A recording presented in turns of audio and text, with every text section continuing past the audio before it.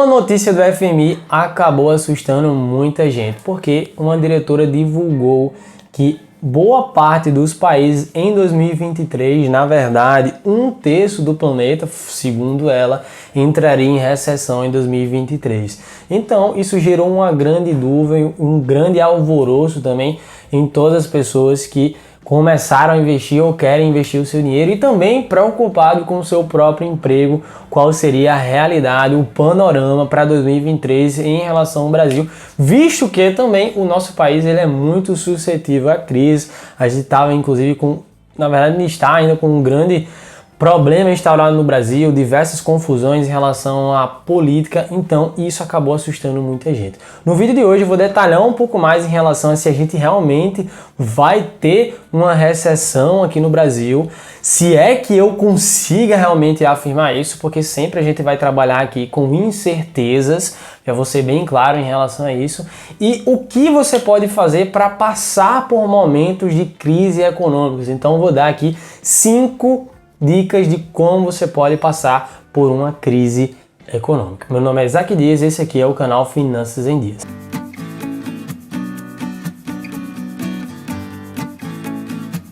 A primeira coisa que você tem que entender é que a gente está num cenário aqui no Brasil de deflação nos últimos 3 meses. O que é uma deflação? Nada mais é do que os preços do produto eles estão reduzindo.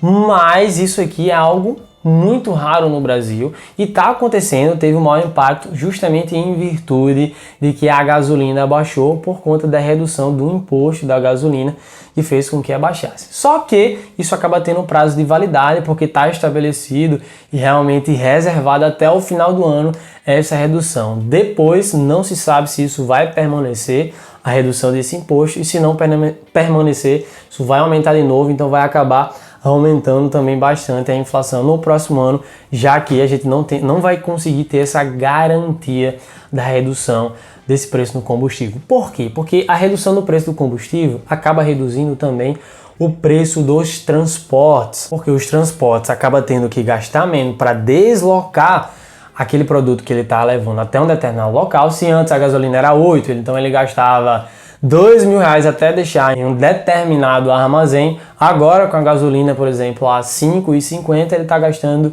R$1.500. Então, reduzindo o preço do transporte, isso acaba também impactando para reduzir o preço dos produtos. E o preço dos produtos faz com que tenha boa parte de relevância também no cálculo de inflação. Por isso a gente está observando aí nos últimos meses esse período de deflação. Pegando aqui um panorama, no Brasil a gente está com a inflação acumulada dos últimos 12 meses de 7,2%, enquanto nos Estados Unidos está em 8,2% nos últimos 12 meses, o maior em 42 anos, como também na Europa está nos últimos 12 meses 9,1%. Então acaba que o Brasil, diante do cenário global, mundial, ele está em relação à inflação num passo à frente, né? Numa situação mais confortável. Mas o que pode estar indicando também para a gente estar nesse cenário global um pouco mais desafiador e assustador em virtude de estar com inflações maiores pelo fato dos seus preços também terem aumentado. Então aqui a gente tem alguns critérios. Primeiro, porque no período da pandemia,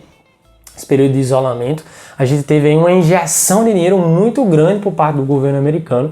Então você injeta muito dinheiro na economia e acaba não tendo tanta saída. Então isso acaba também fazendo com que a oferta acaba sendo estressada e isso provoca uma inflação um pouco maior. E você tem outros pontos também mundiais que acabam impactando. Você tem um conflito relacionado à Rússia e à Ucrânia. Você tem também o início de uma crise imobiliária, além de que uma nova possibilidade aí de a gente já está tendo um enfrentamento entre conflitos comerciais Estados Unidos e China. Já começou a se levantar que esses conflitos comerciais podem se levar a conflitos armados e isso aí seria realmente o caos.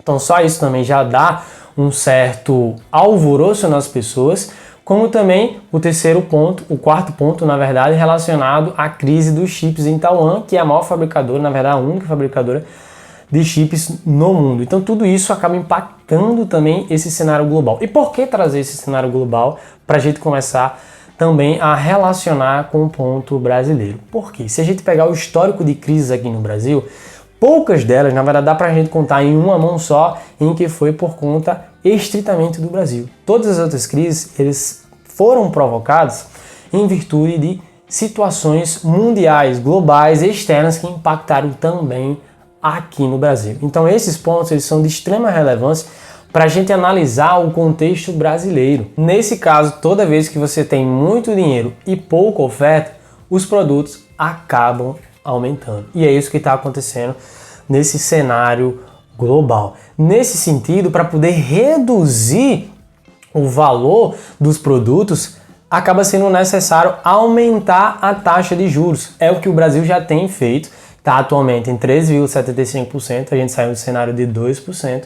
Os Estados Unidos e os outros países também acabaram fazendo mais tardiamente esse movimento, então os Estados Unidos saiu de uma taxa de 0,25%, 0,5% de taxa de juros para hoje 3% de taxa de juros. Então quando você pega uma economia totalmente desenvolvida que aumenta a taxa de juros, o que acontece? Fuga de dinheiro para esse país que está aumentando a taxa de juros, porque envolve um nível de segurança maior e aumentando a taxa de juros, isso vai dar ainda mais uma atratividade para ele tirar o dinheiro do Brasil ou de outro país também para ir para os Estados Unidos, porque está tendo esse aumento de taxa de juros. Então isso pode acontecer também e acaba impactando também aqui no Brasil esse cenário.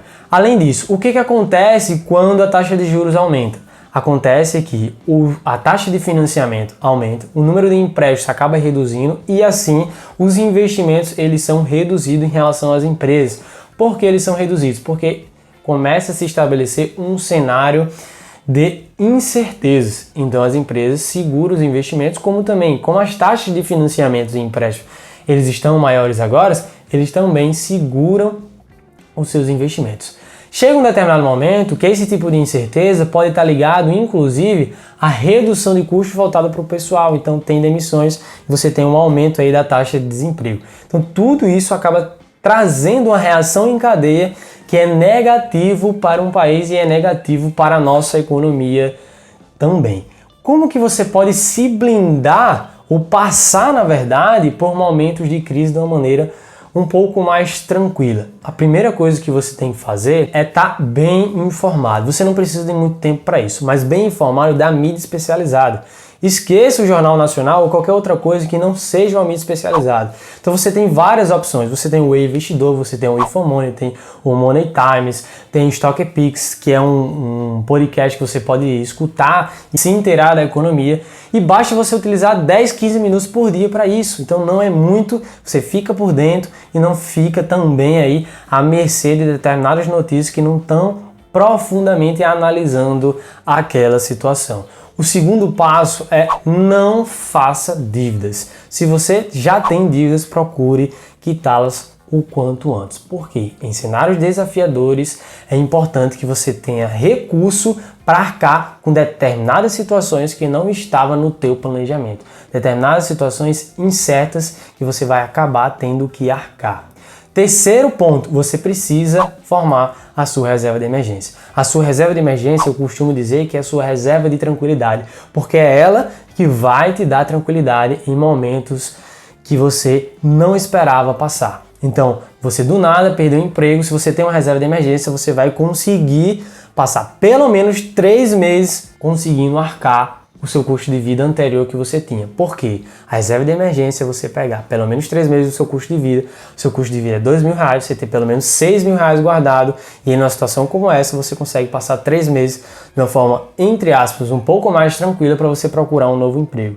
Se você não tivesse nada, você no outro mês já não teria como arcar com suas contas. O quarto ponto é saiba aproveitar as oportunidades que surgem. Por quê?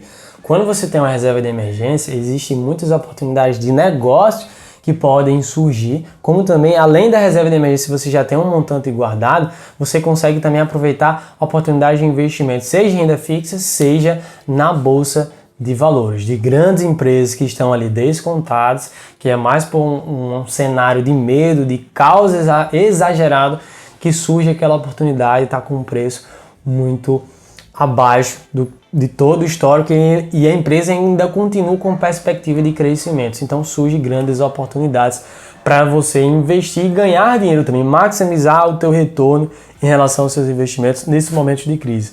O próprio Benjamin Graham, que era um dos professores de Warren Buffett, um dos maiores investidores de todos os tempos, ele falava que as melhores oportunidades surgem por trás das crises. É ao som de canhões que você deve ir atrás de fazer bons investimentos. E ao toque de violinos, que seria, né, tudo na tranquilidade, e você deve tomar cautela, porque tudo está a mil maravilha, significa dizer que pode acontecer algo de ruim. Então, sirva isso de lição para você aproveitar as oportunidades que surgem. O último ponto, aprenda a ter inteligência financeira e emocional. Eu costumo dizer que cerca de 80% das nossas atitudes ele vem do nosso lado emocional. O vídeo de hoje foi isso. Um grande abraço para todos vocês. Se você gostou desse vídeo, aproveite para compartilhar com outras pessoas. Se inscreve no canal e ative notificações. Um grande abraço para vocês. Tchau, tchau, pessoal.